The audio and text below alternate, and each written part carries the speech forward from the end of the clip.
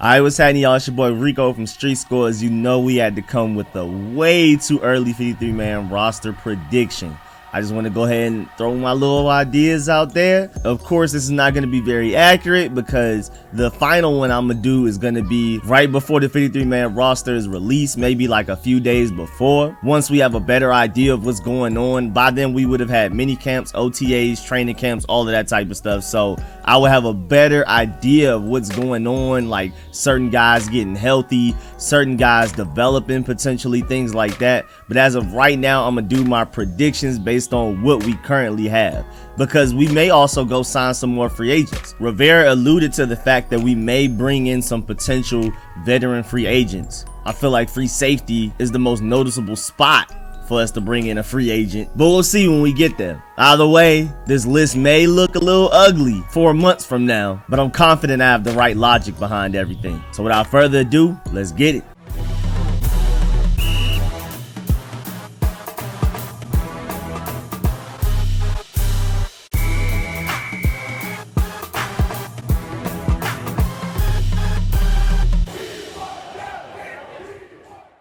Alright, so of course we're starting with the offense, and of course we're starting with the quarterbacks. I have 3. Last year they kept 3. Of course QB1 is Ryan Fitzpatrick. And then depth, we have backup Taylor Heinicke, backup Kyle Allen, but no developmental franchise QB. Taylor Heinicke, may surprise us. He may be able to be durable. He may be able to perform as highly as he did last year against defenses that actually prepare for him. We'll see. And even though Rivera wasn't aggressive with getting a quarterback this season, in his press conferences, he's alluded to the fact that they're eventually going to figure something out for quarterback of the future, which means by default that they don't necessarily believe Taylor Heinicke or Kyle Allen will be able to do it. Next up, offensive line, I have us keeping 10. Last year we kept 10. At starting left tackle, week 1, this is a week 1 53-man roster prediction. As soon as the season starts, Cornelius Lucas at left tackle, Eric Flowers at left guard, Chase Roulier at center, Brandon Sheriff at right guard, and right tackle Morgan Moses. Depth, I have tackle Samuel Cosme and Jerron Christian. I think Samuel Cosme at some point, best case scenario, if he ends up being as great as we hope he can be, he will become the starting left tackle. But week 1, with how raw he is, with all of the technique issues he has, I'm not expecting him to be the week 1 starter. But the potential is there. As I keep telling y'all, according to his RAS, he is the second most athletic tackle to be drafted into the NFL since 1987. So all of the potential in the world is there. Stronger than Trent Williams, faster than Trent Williams. Can he put it together though? That's all that matters. And Samuel Cosme, you see the green G, he can also play guard as well. Then you have guards, Sadiq Charles and Wes Schweitzer. As you can see, Sadiq Charles can double up as a guard and a tackle. And for him, it's just about staying healthy, because he was easily a top 5 offensive tackle in his class. He just made it as far as he did where we were able to snag him because of off the field issues. And then last year he got hurt after playing like only 2 snaps. And I feel like people are forgetting about him, but the potential is definitely there. I mean, Sadiq Charles, I feel like has Pro Bowl level tackle starting potential, and having him plug in at guard with this limited arm length could be deadly. And then Wes Schweitzer as your backup guard is phenomenal because he can start. Based on what we had last year, the version of Wes Schweitzer we had, not the one the Falcons had, Wes Schweitzer could start at guard on multiple teams. And then you also have center Keith Ishmael, who can also play guard, but his main line of duty is being the backup center. Then you have 4 running backs. Last year we kept 4. And eventually you're going to start to see some differences from what I predict we'll have and then what we had in 2020. But as of right now, I've done the exact same as Washington did the previous season. And then, of course, RB1 is Antonio Gibson. Your third down back is J.D. McKissick. Running back 2 will be Jarrett Patterson. He will definitely dethrone Peyton Barber. And then depth, I see Peyton Barber as that depth guy. Even though, honestly, if you had to take one position away to be able to add another player at a different position, I think running back is probably the leading candidate. Because when in doubt, Curtis Samuel also doubles as a running back in a way. He's gonna literally play out of the backfield sometimes and literally take a handoff, a sweep, or go out and run a wheel route just like a running back. But if we do keep 4 running backs like we did last season, I think Peyton Barber will be able to beat out just Lamar Miller and these other guys. I'm not very high on Peyton Barber, but it's really just like by default, they kept Peyton Barber over these other guys the first time, so I don't see why they wouldn't this time. But Jared Patterson is definitely taking his spot as RB2 easily. Then wide receivers, I have us keeping 6. Last year, they only kept 5.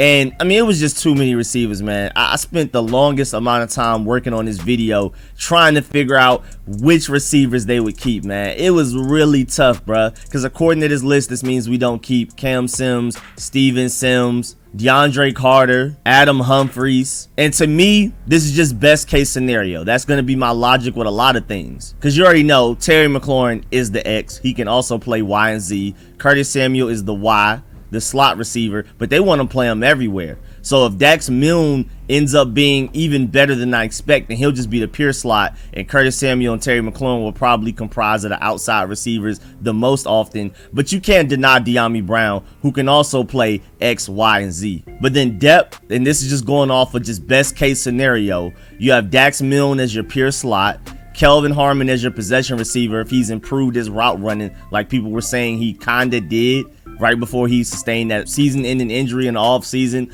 And then mainly Antonio Gandy-Golden for development. I mean, I love Cam Sims. Cam Sims hasn't necessarily reached his ceiling either, but what Cam Sims is good at, you can teach Gandy-Golden to be good at that.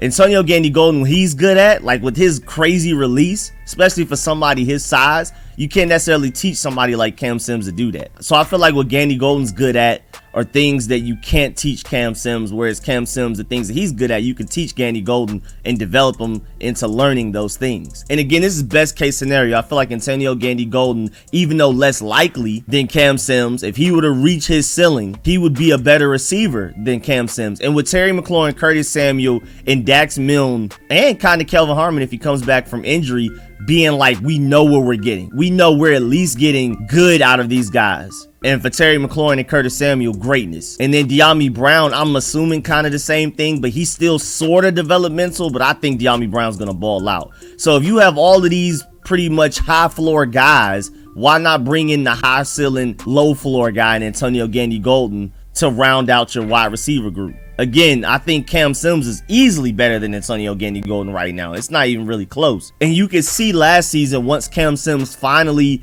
had some decent quarterback play, he looked better, which makes sense. I mean, quarterback to receiver is really hard for a receiver to ball out without good quarterback play, even though Terry McLaurin has found a way. But still, I just think if you have 5 relatively high floor guys, Kelvin Harmon if he's healthy included, then you would take Gandy-Golden as the guy as the high ceiling, low floor, instead of just bringing another relatively low ceiling, even though it's kind of up there, and high floor guy in Cam Sims. And Steven Sims, I think it's just over with for that, unless he does something spectacular in camp, but I just don't see it. Then the tight ends, I have us keeping 3. They kept 3 last season, and boy, this is way better than what we had last year. Same thing for the receivers, man. And running backs, honestly, and quarterbacks. I mean, all of these are major improvements from last year. Tight end 1, Logan Thomas. Tight end 2, and 2 tight end sets, because I think they're going to want to throw John Bates out there quite a bit. Scott Turner wants to run 2 tight end sets. He just couldn't last year because Jeremy Sprinkle couldn't catch.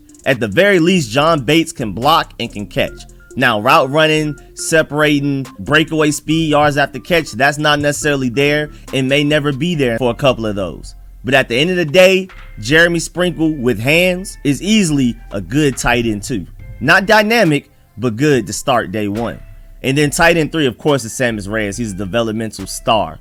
If he's able to learn how to block technique-wise, if he can catch, and if he can take a hit, he's literally more athletic Jimmy Graham. Better blocking Jimmy Graham as well. Now, these are all hypothetical. This is me hoping. I'm not putting my life savings on it, but the potential is definitely there. And I like the fact that a lot of these positions, we have high floor guys and then like a developmental star in the back end, just like Antonio Gandy-Golden for the receivers, Sammis Reyes for tight end. Of course, Sammis Reyes' ceiling at tight end is way higher than Gandy-Golden's at receiver, but the same logic. In total, we round out the offense with taking up 26 out of the 53 spots. Then defensive line, I have us keeping 8. We kept 9 last year, and I feel like it was just mostly because of so much uncertainty. Of course, you have Montez Sweat at left end, Deron Payne at defensive tackle, Jonathan Allen at defensive tackle, and Chase Young at right end. Best defensive line in the NFL. And then when you add the depth to it, it's not fair. William Bradley King as edge depth, James Smith-Williams as edge depth, also defensive tackle depth. He can double down as both. And then Matt Ioannidis and Tim Settle off the bench, both of them should be starting on another team. We already know what Matt Ioannidis does as far as rushing the passer, but Tim Settle had 5 sacks last season, as big as he is, and how limited his snaps were. Like, Matt Ioannidis and Tim Settle literally should be starting on other defensive lines.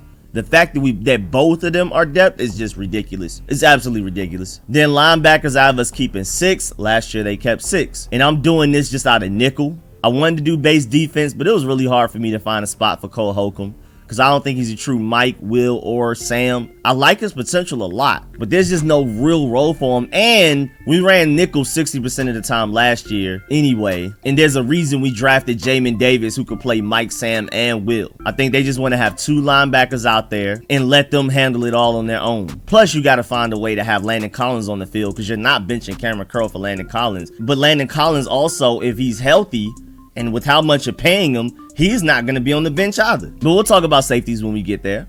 But yeah, I have Jamin Davis and Cole Holcomb as your 2 starting linebackers. And even though I'm only throwing 2 linebackers out there, so it's not necessarily a Mike, Sam, or Will, with depth, I just want to say who's Sam, who's Mike, who's Will, so you can get a better idea of their play style. I think Shaka Toney is going to potentially move to Sam linebacker. I'm thinking literally more athletic Anthony Barr, honestly, as I started to look at his RAS score and what he was good at, and the fact that he was like crazy undersized to play edge rusher, even though it didn't really stop him at Penn State, because he has arguably the best bend in this entire draft class. The fact that we got him in the 7th with that alone is crazy, because you can't teach bend. That's probably one of the most unteachable things for an edge rusher, and he's one of the best benders and can cut around the tightest of corners out of this draft class.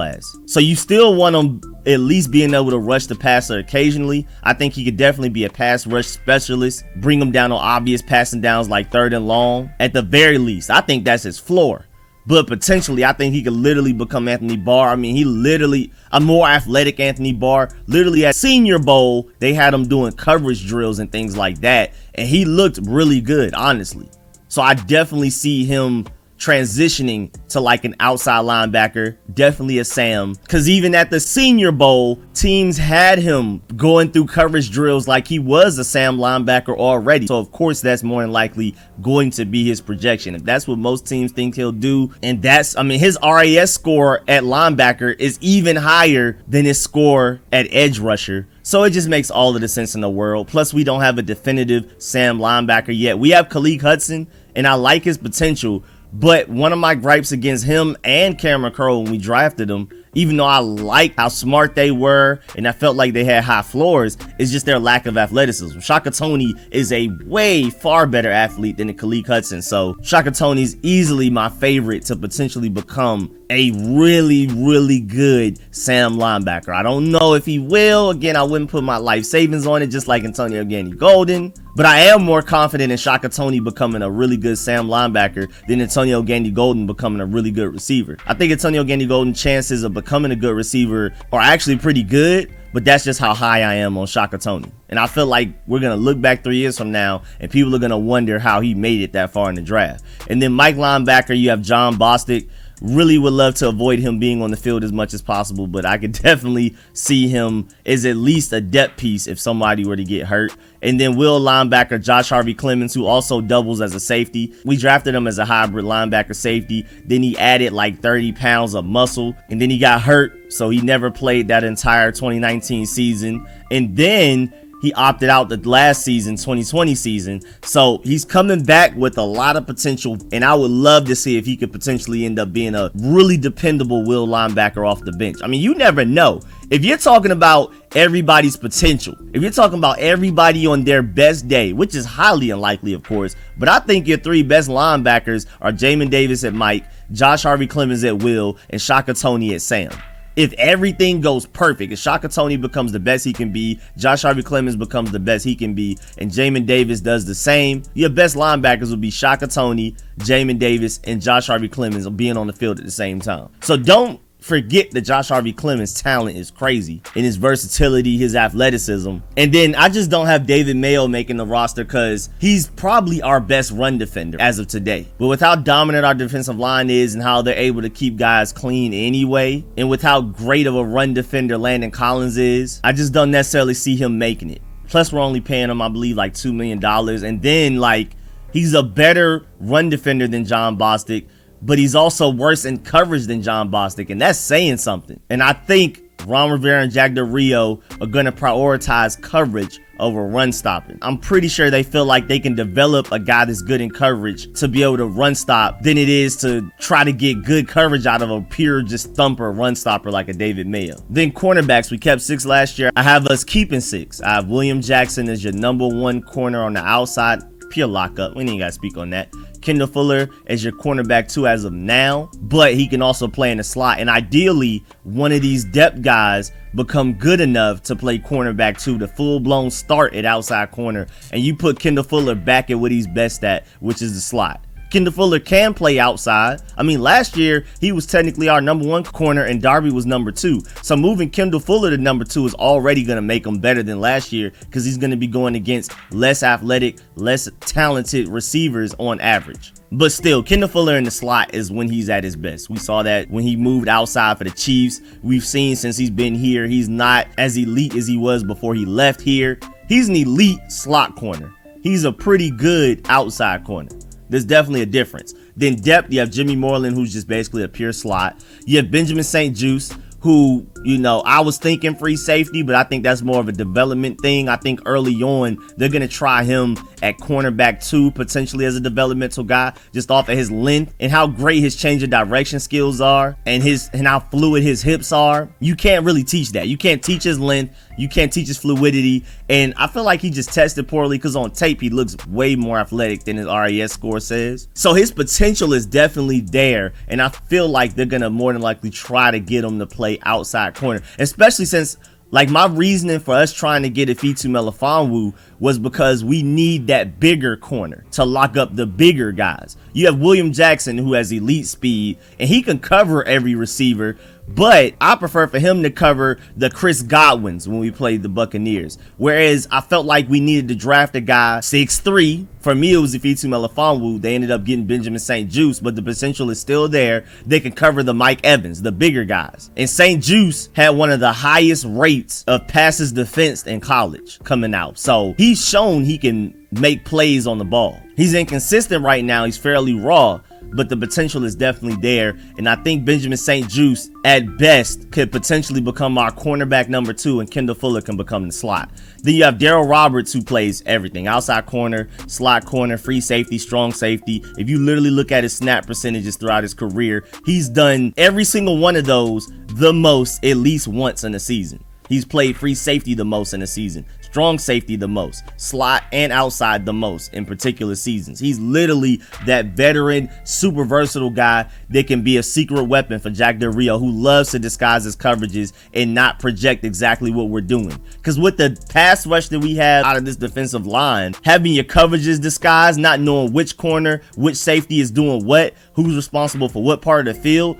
quarterbacks are not going to have enough time with this defensive line to truly read our secondary after he snaps the ball, and that's going to create a lot of turnovers. Darryl Roberts will definitely be a key to a lot of turnovers. And then Danny Johnson, I have him taking the last spot over Greg Stroman just off of his potential in the return game. When in doubt, Danny Johnson can return. He's not your ideal candidate, but we've thrown him out there and he's been straight. Then safeties, I have us keeping 4. Last year they kept 4. I have Landon Collins playing like a in the box role, honestly. Again, you can't keep Cameron Curl or Landon Collins off the field. If Landon Collins is fully healthy, especially with how much you're paying him, he's playing. Not sure exactly how much, but he's going to be out there a lot. Him and Cameron Curl at the same time. And that's why I moved Cameron Curl a little bit further back, because you want him covering the slot receivers, the tight ends, and then occasionally playing like cover 3, maybe even cover 2 and cover 4. But Cameron Curl is not just a single high free safety. And that's why for free safety, I mean, I like Jeremy Reeves, but I'm really hoping we go and get a free agent, like a Trey Boston or something. I really feel like we need to go get it. I mean, Lee Cooker just had a visit with the Dolphins, so maybe they're targeting him and we're not. but like a Trey Boston who can at least start day one while Jeremy Reeves and Derek Forrest are still developing, or even St. Juice, just makes all of the sense in the world. I mean, it makes entirely too much sense. If there's one hole we have on this team, it's free safety. I mean, of course, future quarterback, but that's not a 2021 problem necessarily. 2021 wise, our biggest weakness right now is easily free safety. It's really not even close. Now, with how great the other 10 defensive players on the field will be, you know, free safety isn't just this, oh man, panic situation. It's the end of the world if we don't get a free safety. But everywhere else, we're either solid, good, great, or just have a lot of depth or a developmental guy there. With free safety, St. Juice may be able to develop into free safety, but again, for reasons I just stated earlier, I think he's going to more than likely end up being an outside corner for us. Derek Forrest, I love his versatility and I love his freakish athleticism, but I'm not entirely too sure if they see him as a free safety. They already said they see him more as a special teams contributor, which is why he'll be taking the spot of DeShazier Everett, because DeShazier Everett is our special teams ace who can also come in and play a little strong, a little free safety. Derek Forrest is literally that, but just faster, more explosive, quicker, all of that. Special teams ace, at the very least, that's what you're getting day one, and he could potentially develop into a really good, just, you could plug and play him at DB pretty much anywhere, even maybe kind of free safety. But what I've seen on tape, he's not that super rangy Trey Boston that I want. He could potentially become that, but as of right now, I think he's more strong safety, maybe slot corner, but at the very least, he's just special teams ace to replace DeShazier Everett and Troy Apke. And as of right now, without a Trey Boston or anybody else, Jeremy Reeves is potentially a starting free safety, but we'll see. But I love the versatility. That's why I wanted to highlight these green guys. Absolutely love the versatility of this team, and that makes our decisions to cut this down to 53 people way less difficult. With the receivers, you have Terry McLaurin, Curtis Samuel, and De'Ami Brown, who can all play XYZ. You have Dax Milne, who's basically a pure slot, but can also double up as a returner if you need him to. With offensive line, you have so many guys that can play both guard and tackle, and both guard positions and both tackle positions. And you either have Keith Ishmael, who could play center or guard. In the linebacker group, you have guys that could potentially play everywhere. Cornerbacks, I mean, the DB group is probably the most versatile. I mean, you have guys that can play slide and outside, slot outside, safety, outside and safety, returner. Like the DB group, making these cuts won't be as drastic as it normally is because we have way more versatility in this 53-man roster. So when in doubt, if you have an injury, you could just take one of these safeties and make them play outside corner. You have an injury at safety, you could take one of these potential outside corners and make them play safety. Same thing with offensive line. You have an injury to guard or tackle. First of all, we have a lot of guys that can play guard. We have a lot of guys that can play tackle, but at the same time, in the same person, you could just move a guy from tackle to guard. You can move a guy from guard to tackle potentially. And that's why they went versatility in this draft the past few years, really. They've been drafting versatility, high character, and freakish athleticism. At the end of the day, we're going to be one of the most versatile rosters in the NFL. At the end of the day, we're going to be one of the most athletic, the fastest, the strongest team on the field any given Sunday. And I'm not mad at that. Building great depth. This is how you build a team that can win long term and not just have a flash in the pan. And so overall, our defense takes up 24 out of the 53. And then, of course, the last three go to special teams. You have Cameron Cheeseman as your long snapper, of course. I mean, you trade up in the fifth for him. I mean, and plus we had a needed long snapper. It's over with. That's automatic. You, of course, Dustin Hopkins is our kicker. Even though while I was working on this 53-man roster, I forgot about the fact that we didn't bring somebody in to at least compete with him. I hope we do for OTAs, mini camps, training camps, something. At least bring in some competition. And then, of course, the GOAT, Tress Way. You know what I'm saying? I should have highlighted his. I should have made his like a different color because Tress Way is the GOAT. We know that. But yeah, man, that's the end of this video. Please like it if you learned anything. Please subscribe if you haven't. Hit the bell next to the subscription button so you get more fun content like this. Like I keep telling y'all, I'm coming out with film sessions for every player we drafted and even the undrafted free agent running back Jared Patterson. Stay tuned for all of the live streams. Shouts out to everybody that pulled up to the live stream yesterday, man, where I allowed y'all to call in and voice y'all opinions, ask any questions that you had. I'm going to try to do those at least once a month, so be on the lookout for those. Of course, I'm going to just do my normal Sunday live streams, but I don't know. I may make that call-in live stream the consistent every week live stream, or maybe every other week. So one live stream, I can voice my opinions on certain things, and then the next week, I can have it to where y'all call in. I don't know, but either way, stay tuned, man. The other live streams don't stop either. The Friday one with Shay E, every Friday 8 to 10 p.m. where we talk about everything, anime, music, all sports, basketball, anything major going on in pop culture, all of that type of stuff. The content does not stop. I mean, you already know when it comes to team building, the draft, free agency, all of that, I'm your guy, because that's literally my favorite part of football. Recruiting, high school recruiting, development, going from college to the NFL. Literally just personnel, GMing, team building, all of that is literally more enjoyable to me than actual Sundays. I love Sundays, of course, but like, I'm super your guy when it comes to all of this other stuff, because that's literally my passion. My favorite part of football is scouting and being a GM. So the content's never stopping. I'm trying to at least put out a video a day, because there's so many things I need to work on. I still haven't even done my draft analysis and grade yet. Still watching film, so that's on the way. But I mean, I just so many ideas. I gotta get all these film sessions, like I've said. Like, it's crazy. So stay tuned for all of that. And of course, man, I appreciate all of the support, man. Everybody that pulls up to every stream, every video, leaves a like and shares it to everybody they know. Big shouts out to everybody that donates to the channel, man. I really appreciate y'all. And huge shouts out to all of my sponsors, man. Big time. Big shouts out to all of my sponsors, especially my Pro Bowl sponsors, who name you see scrolling on the screen right now. And shouts out to my one All-Pro sponsor, man. I really appreciate all y'all. I'll catch y'all later. I'm out.